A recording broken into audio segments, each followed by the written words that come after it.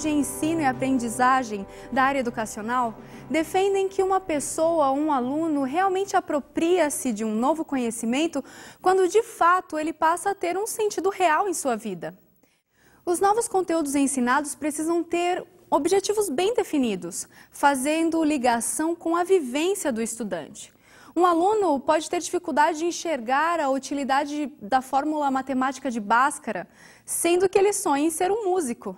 Por este ponto de vista, parece realmente não fazer nenhum sentido conhecer tal fórmula.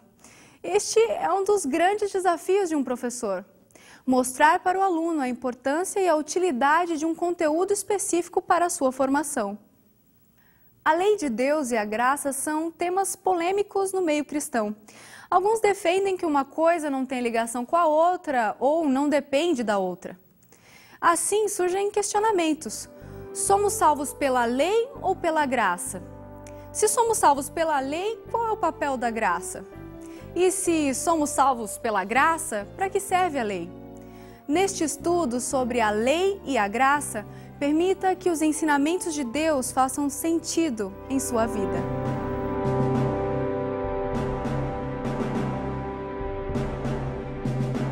Olá, tudo bem? Hoje vamos fazer um estudo muito importante sobre a lei e a graça. Até o estudo anterior, analisamos os 10 mandamentos e também as bênçãos da lei. Mas hoje é preciso que uma pergunta seja respondida: somos salvos pela lei ou pela graça? Esta pergunta tem sido feita há séculos por pessoas e religiões diversas. Um jovem muito rico procurou Jesus e lhe perguntou: Mestre, que farei eu de bom para alcançar a vida eterna? Respondeu-lhe Jesus: se queres a vida eterna, guarda os mandamentos. Isto está aqui em Mateus 19, 16 e 17. Mas você pode ler um pouco mais até o verso 22, por exemplo. Note que Jesus foi claro ao dizer: guarda os mandamentos. O carcereiro perguntou a Paulo e Silas: Senhores, que devo fazer para que eu seja salvo? Responderam-lhe: crê no Senhor Jesus e serás salvo tu e a tua casa. E isso está em Atos, capítulo 16, versos 30 e 31. Agora eu pergunto: somos salvos pela lei ou pela graça? Muitas pessoas se apegam à passagem, como Atos 16, para tentar dizer que a salvação é pela graça e que a lei foi abolida. Outros se firmam no texto de Mateus 16 para afirmar que a salvação é pela lei. Na Bíblia encontramos textos para todos os gostos e também para defender ideias humanas. Porém, a palavra de Deus deve ser examinada usando o princípio do texto dentro do contexto. Agora vamos ler uma passagem da Escritura Sagrada que aparentemente fala contra a lei e em favor da graça. O texto diz assim: o pecado não terá domínio sobre vós, pois não estáis debaixo da lei, e sim da graça. O texto é Romanos, capítulo 6, verso 14. Nesse texto, Deus está nos ensinando uma grande verdade. Ele diz que o pecado não terá domínio sobre os servos de Deus. É preciso perguntar agora: o que é pecado? E a resposta é bíblica. E a Bíblia diz que pecado é a transgressão da lei. Outra pergunta: quem está debaixo da lei? O que obedece ou quem desobedece? Com certeza, aquele que desobedece. Por exemplo, a lei diz: não matarás. Se alguém matar, será preso e estará debaixo da lei. E mais, a lei diz que devemos parar o carro quando o sinal do semáforo estiver vermelho. Se alguém passar mesmo assim, estará quebrando a lei. Vai levar uma multa e por isso estará debaixo da lei. Entendeu? Notemos a maravilha desse texto de Romanos. Deus diz que não estamos debaixo da lei, ou seja, não vivemos transgredindo a santa lei de Deus. Portanto, não estamos debaixo da lei, e sim em conformidade com a lei e de acordo com os mandamentos de Deus. O texto ainda diz que estamos debaixo da graça. E agora sim, todos nós precisamos da graça de Deus. Pense comigo: você é pecador? É pecadora? Qual é o salário do pecado? Você sabe a resposta? Se o salário do pecado é a morte, como diz a Bíblia, eu pergunto: Por que você não morreu ainda? Com certeza, é pela graça. A misericórdia de Deus é a razão de não sermos consumidos. A pergunta continua: somos salvos pela lei ou pela graça?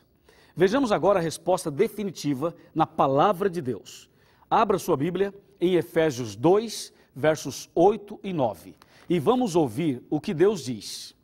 Está escrito: pela graça sois salvos mediante a fé. E isto não vem de vós, é dom de Deus, não de obras, para que ninguém se glorie. Finalmente, podemos afirmar que a salvação é pela graça. E se a salvação é pela graça, a lei foi abolida?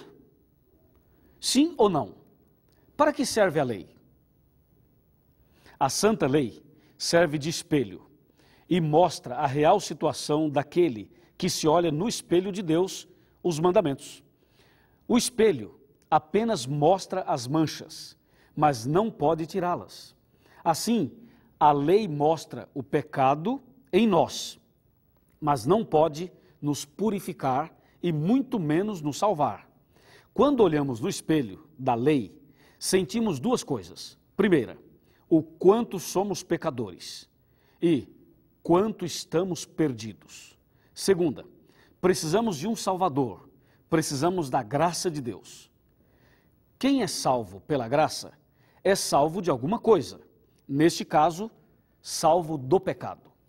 Considerando que pecado é a transgressão da lei, não poderia haver salvação pela graça se a lei tivesse sido abolida, você não acha?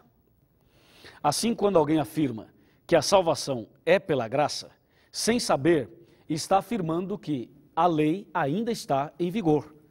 Porque se não há lei, não há pecado. E se não há pecado, não existe salvação pela graça.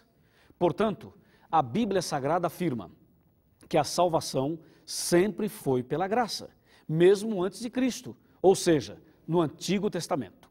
Nós, adventistas do sétimo dia, acreditamos que a salvação é pela graça. Acreditamos também que os cristãos devem obedecer aos 10 mandamentos pela graça de Deus.